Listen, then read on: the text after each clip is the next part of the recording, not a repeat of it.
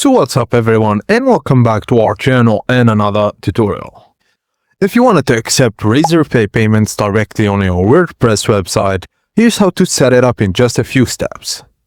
Firstly, go to Razorpay, sign up with your email and complete your business details and account activation.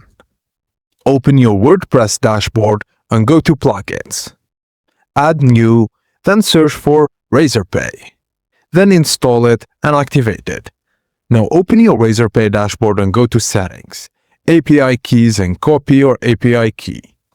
In WordPress, go to Settings, Payments, Razorpay, then enable Razorpay and pass your API key ID into the required field.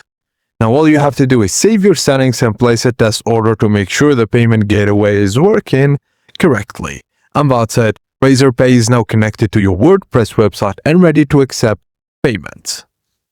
If this video was helpful, please don't forget to like it and subscribe to our channel for more web hosting tutorials.